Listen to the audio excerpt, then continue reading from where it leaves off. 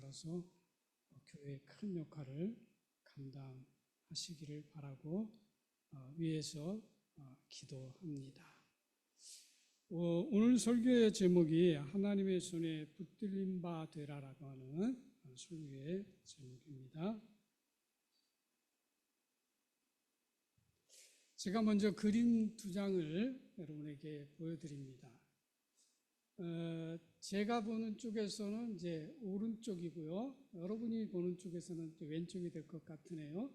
네, 하나의 손은 아래쪽에서 위에 있는 손을 이렇게 붙잡고 있는 그런 모양이죠.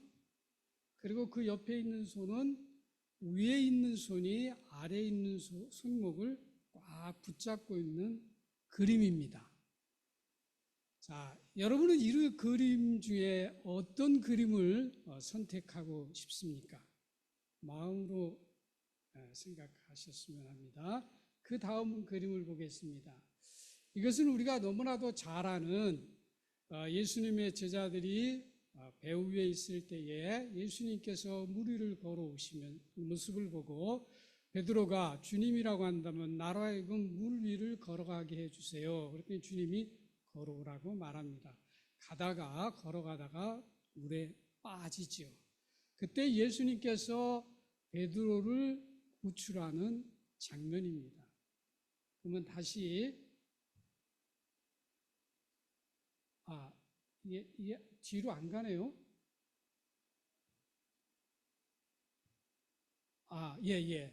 자, 그렇다고 한다면 아까 베드로와 같은 상황이 저와 여러분에게 주어진다면 여러분은 이 그림 중에 어떤 것을 선택하시겠습니까?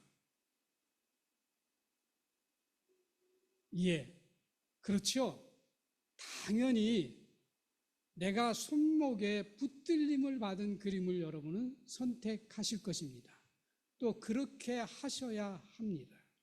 왜 그런가 하면은 내가 주님께 붙들림을 받지 아니하고 내가 주님의 손을 붙잡으면은 우리는 위험합니다.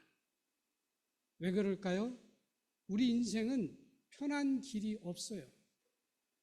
저와 여러분의 앞날을 알 수 있는 사람은 아무도 없습니다. 우리는 항상 위기와 고난과 어려움과 슬픔 가운데 살아갈 수 있는 확률이 매우 높은 존재입니다. 그렇게 된다고 한다면 또한 우리는 세상의 물질의 유혹에 빠지거나 명예의 유혹에 빠지거나 사랑에 빠지거나 이런 것에 우리가 빠지게 되면 나 스스로가 주님의 손을 붙잡고 있었던 것을 놓을 수 있는 가능성이 100%입니다. 그러나 내가 주님의 손에 붙들림을 받는다고 한다면 여러분과 제가 어떤 상황에 있어도 우리 주님은 저와 여러분의 손을 놓습니까? 안 놓습니다.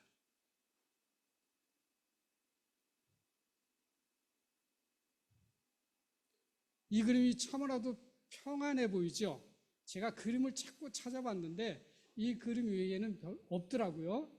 저 어린아이가 예수님의 손에 붙들림 받아서 가고 있는 저 평안한 모습, 이것이 오늘 저와 여러분의 삶이 되었으면 합니다. 되어야 합니다. 자, 그러기 위해서는 우리가 어떻게 해야 되느냐? 주님의 손에 붙들림을 받는 삶을 살기 위해서는 우리가 어떻게 해야 되느냐? 첫 번째로 내가 하나님을 신뢰해야 합니다. 이 신뢰라고 하는 그 말의 사전적 의미는 이런 겁니다. 굳게 믿고 의지하는 것이다, 이렇게 되어 있습니다. 그런데 저는 성경에서의 신뢰라고 하는 것은 하나님을 존중하는 것이며 하나님께서 하시는 모든 일을 믿는 것이고 그리고 나의 모든 것을 맡기는 것이다, 이렇게 저는 정의하고 싶습니다. 예레미야서 17장 7절에 보면 무릇 여호와를 의지하며 신뢰하며라고 하는 말입니다. 여호와를 의뢰하는 그 사람은 복을 받을 것이다, 이런 말씀이 있습니다. 여러분, 오늘 말씀은 하나님은 당신을 신뢰하는 자의 삶을 인도하시고 혹시라도 잘못된 길로 가려 할 때에 바로잡아서 인도하시겠다라고 하는 말씀입니다. 그래서 오늘 말씀에 아주 엎드려지지 아니한다라고 하는 말씀이 있거든요. 이 말씀의 원어의 뜻은 이런 것입니다. 땅에 몸이 닿을 정도로 넘어지지 않는다, 그런 뜻입니다. 다른 말로 다시 말해서 바꿔 말씀드린다고 한다면 우리가 넘어지지 않는다는 거예요. 만약 설령 넘어진다 할지라도 완전히 넘어져서 우리가 다시 일어날 수 없는 그런 상태가 되지 않는다, 그런 말씀입니다. 여러분, 하나님을 신뢰하는 자라고 해서 세상에서 역경이 없거나 고난이 없거나 우리의 삶이 항상 행복하고 좋은 것만은 아닙니다.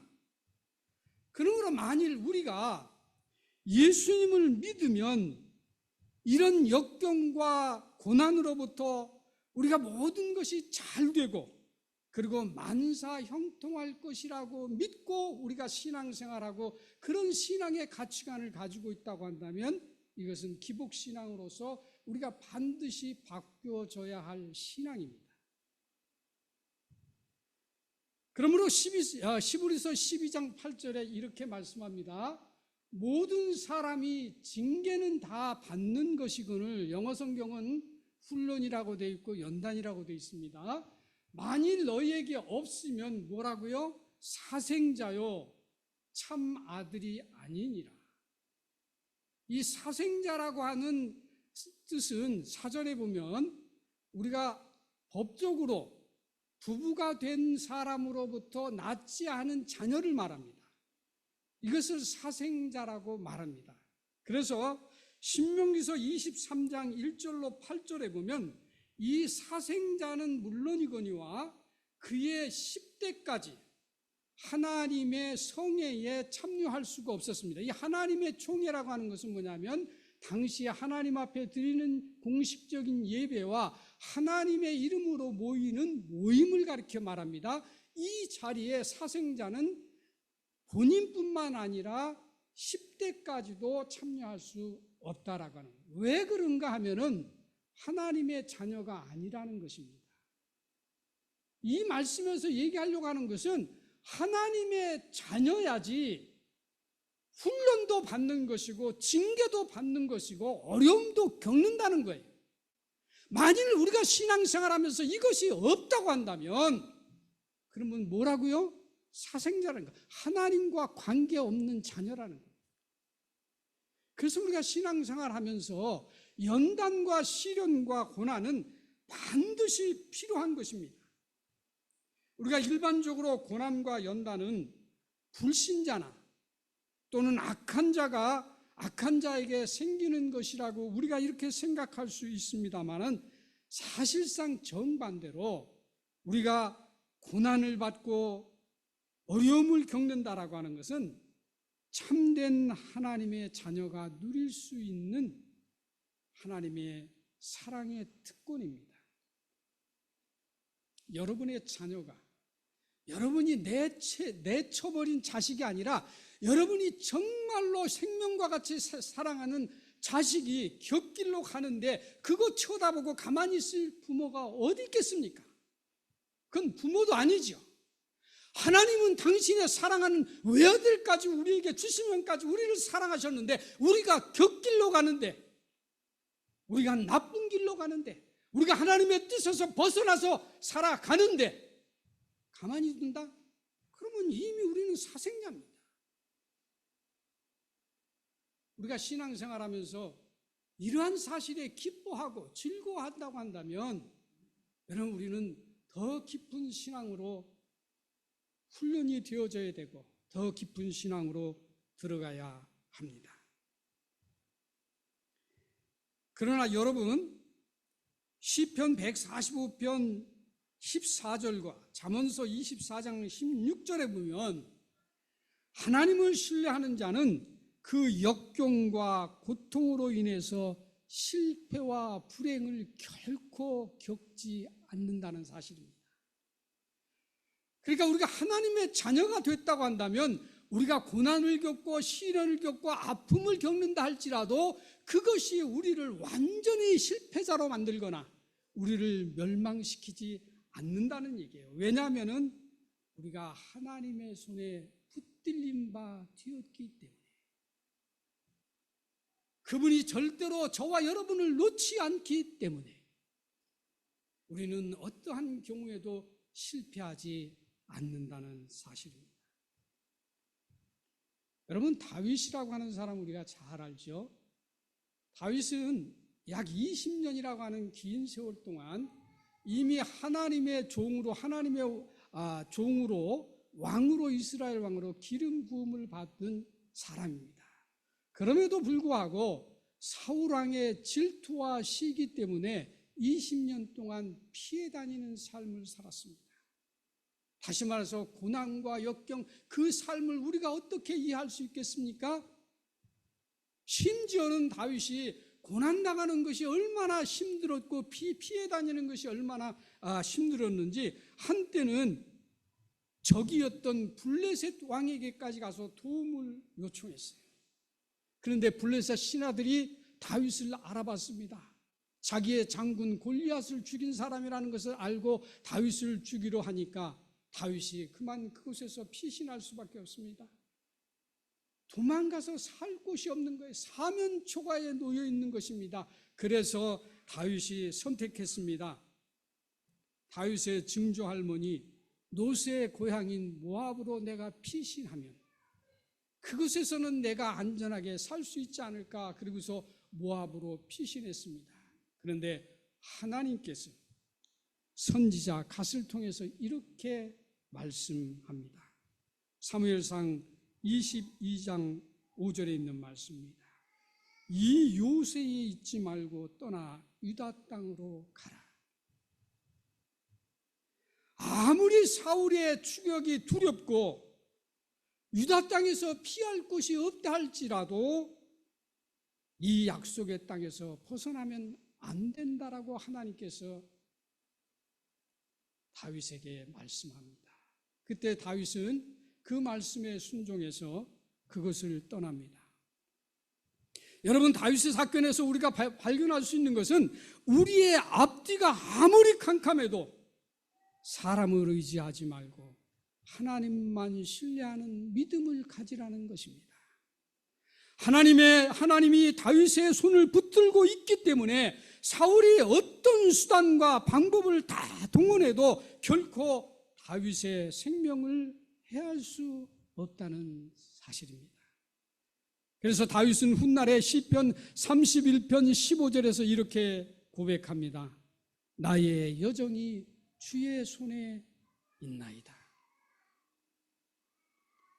예수님께서 어느 날 제자들에게 이렇게 말합니다. 요한복음 10장 28절로 29절에 내가 그들에게 영생을 주었다. 그리고 내가 영생을 준 그들을 그 어느 누구도 나의 손에서 빼앗을 수 없느니라. 그리고 그들을 하나님께서 나에게 맡기셨다.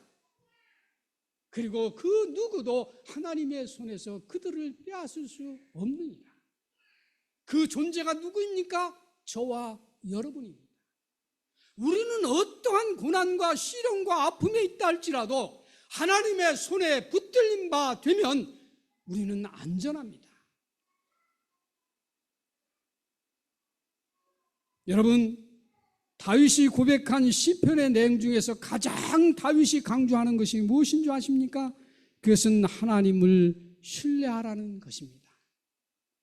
그는 죽음이 있는 수많은 전쟁터에서 하나님을 신뢰했습니다. 그 대표적인 고백이 블레셋 사람 골리앗과의 싸움에서 고백한 말씀입니다. 사무엘상 17장 45절. 다윗이 블레셋 사람에게 이르되 너는 칼과 창과 단창으로 내게 오거니와 나는 만군의 여호와의 이름 곧 네가 모욕하는 이스라엘 군대의 하나님 이름으로 네게 가노라. 이 말씀을 한마디로 말씀하시면 이런 겁니다. 나는 오직 하나님만 의뢰한다. 오직 하나님만 신뢰한다. 이런 말씀입니다. 여러분, 저와 여러분의 미래의 삶이 주님의 손에 있다라고 하는 믿음을 가지고 사는 복된 성도들이 되시기 바랍니다. 나의 미래가 사람이나 돈이나 환경에 따라 좌우되는 것이 아니라 내가 주님의 손에 붙들림을 받았느냐, 이것이 가장 중요한 것이다, 그런 얘기예요. 이것이 바로 저와 여러분의 앞날의 삶을 좌우합니다. 그래서 잠언서 14장 12절에 어떤 길은 사람이 보기에 바르나 필경은 사망의 길입니다, 이렇게 말씀하고 있는 것입니다. 두 번째, 우리가 하나님의 손에 붙들림 받으려면 하나님 앞에 겸손해야 합니다. 또 사전에 보니까 이 겸손이라고 하는 말을 이렇게 표현했어요. 남을 존중하고 자기를 내세우지 않는 것, 이것이 겸손이라고 말합니다. 그런데 저는 성경에서의 겸손이라고 하는 것은 그런 것이 아니라 하나님 앞에 자기의 모든 것, 나의 생각, 계획, 경험, 능력, 권력, 물질 등등 이 모든 것들을 내려놓는 것, 이것이 바로 겸손이다. 저는 그렇게 정의합니다.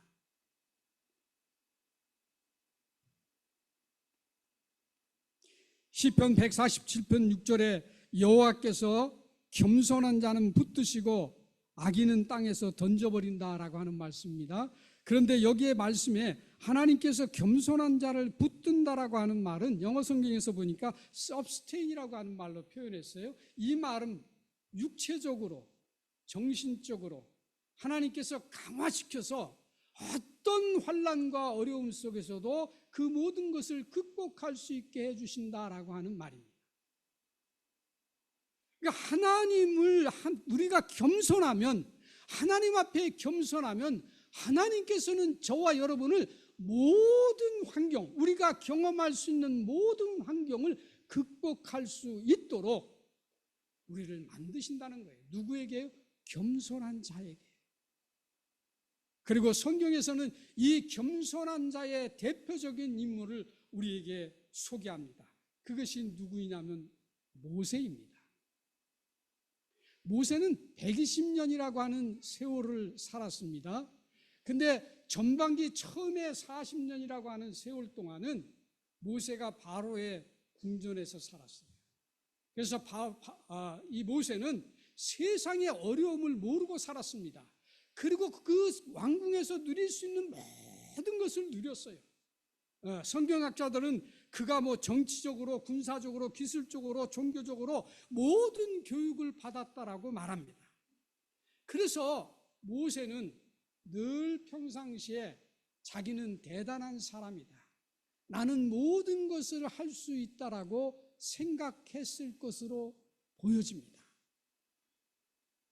그런데 이런 모세를 하나님께서 40년 후에 미디안 광야로 인도하십니다. 자기가 가고 싶어서 간 것이 아니죠. 하나님께서 모세를 미디안 광야로 인도하셨습니다. 그리고 모세는 이 미디안 광야에서 하나의 진리를 발견합니다. 그것이 뭐냐면, 내가 대단한 사람인 줄 알았는데 나는 아무 쓸모가 없는 사람이구나, 나는 아무 능력이 없는 사람이라고 하는 것을 모세가 이 미디안 광야 40년에서 발견합니다. 그리고 그 발견을 하게 된 결정적인 사건이 있습니다. 그것이 뭐냐면 출애굽기 3장에 나오는 말씀입니다. 제가 설교할 때마다 영어 성경을 써서 죄송하기도 하고 한편으로는 그냥 나름대로 감사한데요. 이 출애굽기 3장에 보면 어느 날 모세가 미디안 광야에서 양을 치고 있는데 그날따라 자기가 가지 않는 다른 길로 가고 있었습니다. 그곳에 도달했는데 그것이 어디였느냐면 호렙산이라고 하는 곳에 다다랐습니다. 그리고 이 호렙산에서 이 모세가 지금까지 경험하지 못한 놀라운 광경을 경험하게 됩니다. 그것은 다른 것이 아니라 떨기나무 불꽃 가운데에서 하나님의 음성을 듣게 됩니다. 여기 보면은요, 하나님께서 모세가 그 떨기나무의 불꽃을 보고 너무너무 신기해서 그것으로 다가가고 있었습니다. 그랬더니 하나님께서 다가오는 모세를 보고 이렇게 말합니다. 모세야, 모세야. 하나님이 모세를 부르십니다. 그때 모세가 뭐라고 말합니까? Here I am. 내가 여기 있습니다. 요한복음 10장 27절에 보면 내 양은 내 음성을 듣는다라고 되어 있습니다. 그리고 나는 저를 알며 저는 나를 따를 것이다. 성경에 기록되어 있지 않기 때문에 그냥 추측해 봅니다. 모세가 미디안 광야에서 하나님의 음성을 들은 적이 있을까?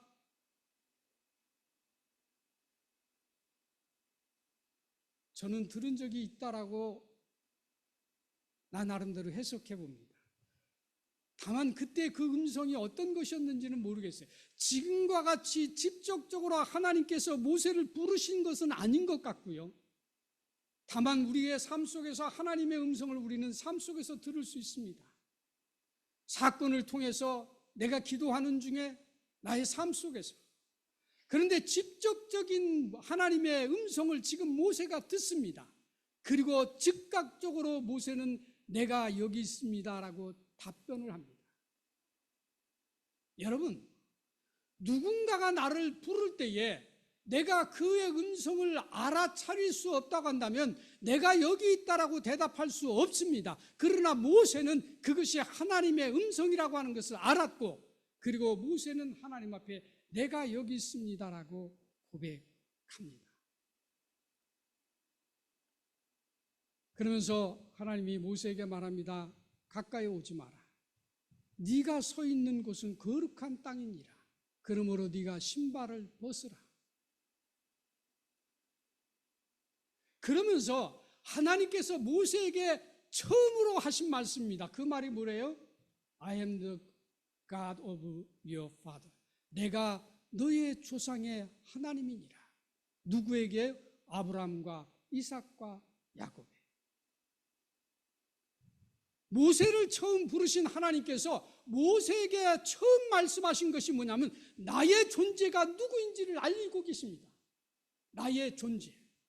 여러분, 우리가 예수를 믿는 것은 예수님이 누구인지를 아는 것이 우리의 처음의 목적이 되어야 합니다. 하나님이 누구인지를 내가 먼저 아는 신앙의 목적이 되어야 됩니다. 복 받는 것이 무엇이냐?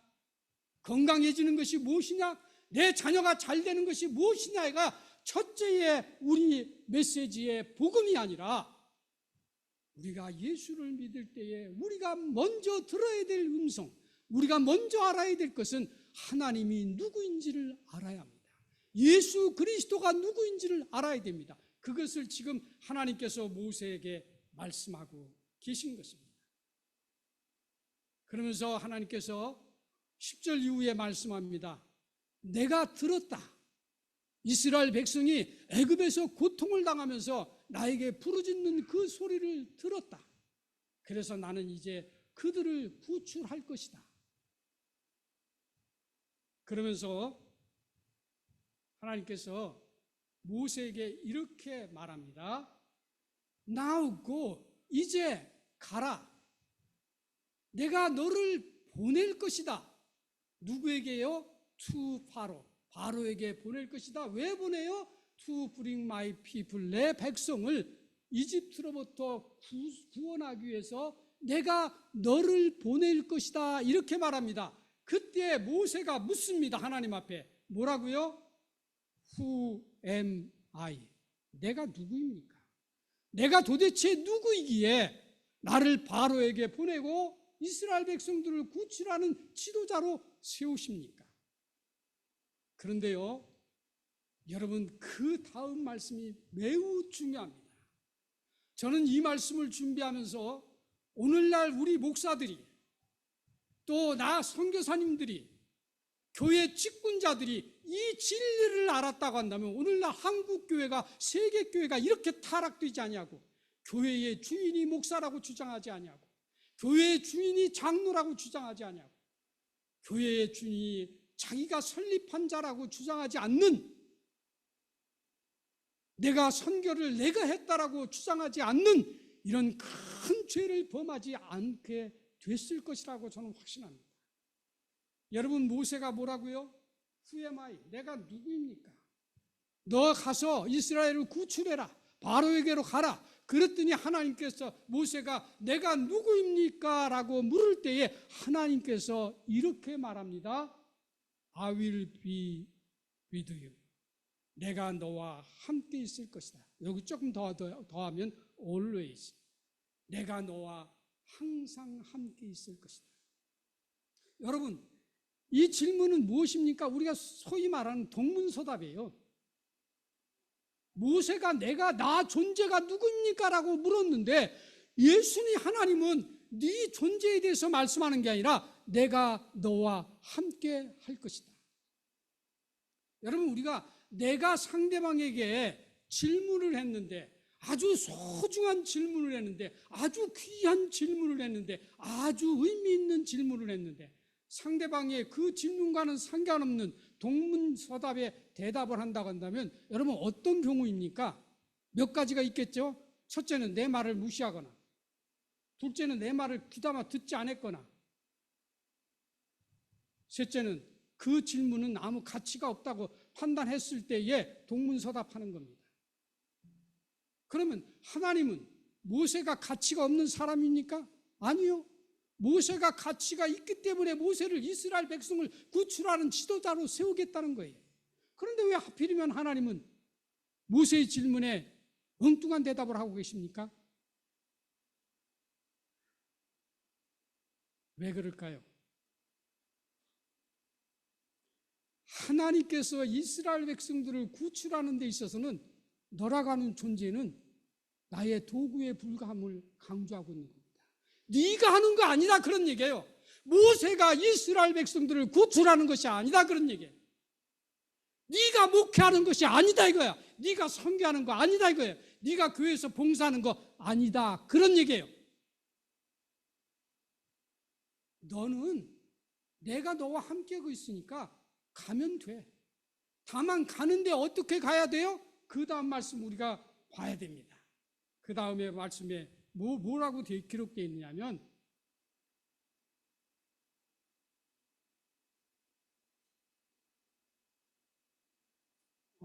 안 되네요. 자, 뭐라고 기록되어 있느냐면 모세가 하나님 앞에 묻습니다. 그러면은 내가 이스라엘 백성들에게 가서 누가 나를 보냈다라고 말을 할까요? 그랬더니 What is his name? 그의 이름이 무엇이냐고 그들이 물을 겁니다. 내가 이스라엘 백성에게 갔을 때 그들이 말하기를 누가 너를 보냈느냐라고 물을 것이면 그러면 내가 뭐라고 말할까요? 그랬더니 하나님께서 뭐라 그랬냐면은 I am who I am. 나는 스스로 존재하는 분이다. 나는 스스로 존재하는 분이다. 그러면서 그 뒤에 가서 뭐라고 말하냐면 아까 말씀하셨던 그 말씀을 합니다. 나는 너의 조상의 하나님 아브라함과 이삭과 야곱의 하나님이다. 여러분 이 말씀은 무엇인가 하면요, 네가 가서 해야 될 일은요 나를 알리는 거야. 네가 가서 해야 될 일은 나를 알리는 것이지 네 존재가 무엇을 하려고 하지 마.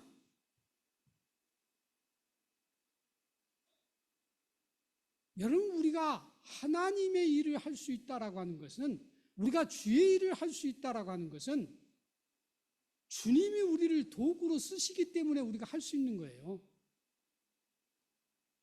그리고 우리가 도구로 쓰임받기 위해서 뭐 해야 됩니까? 하나님의 존재를 먼저 알아야 돼요.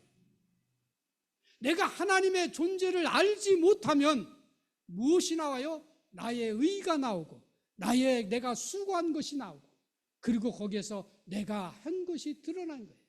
그래서 전에도 제가 말씀했습니다만 큰 교회 목사님들, 아니 교회를 세운 목사님들이 뭐라고 말합니까? 내가 교회를 세웠다. 내가 몇 날 며칠 몇 달 동안 수고했다. 여러분 제가 늘 강조하잖아요. 우리가 한 사역에 나라고 하는 주체는 빼야 합니다. 나라고 하는 주체가 포함되는 순간 이미 우리는 하늘의 상급도 잃었고 하나님의 사역에서 이미 저버림을 받은 사람입니다. 절대로 우리 사역 속에는 나라고 하는 존재가 드러나서도 안 되고 나라고 하는 이름이 드러나서도 안 돼요. 그래서 오늘 하나님께서 모세에게 강조하는 것이 그것입니다. 너는 내가 너를 세웠을 뿐 네가 가서 뭐 하려고 그러지 마.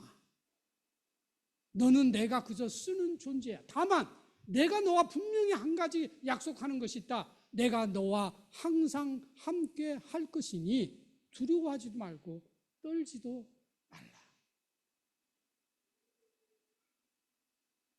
그리고 네가 가서 이스라엘 백성들에게 바로에게 할 이야기는 딱 한 가지다. 내 존재가 누구인지만 알리면 된다.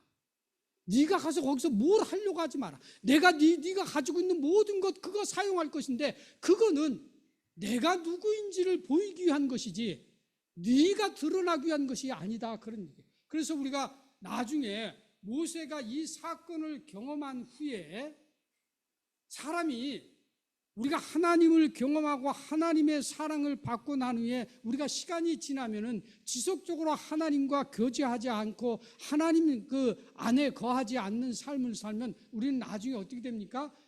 옛스성이 옛 그것이 다시 드러나죠. 본성이 드러나고 자기가 드러나는 거예요.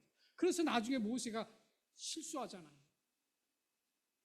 이스라엘 백성들이 물이 없어서 막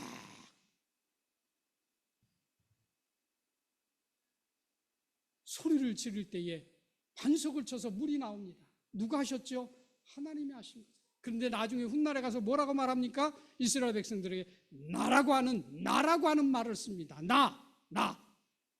여기서 이미 하나님은 모세가 그동안 했던 것에 대해서 딱 선을 긋습니다. 그리고 하신 말씀, 너는 가나안에 못 들어갈 것이다. 여러분 오늘 우리 목회자들이 기억해야 될 말씀이에요. 특별히 우리 목회자들. 교회에서 열심히 충성 봉사하는 사람들이 기억해야 될 말씀입니다. 여러분 이게 겸손이에요. 이게 겸손.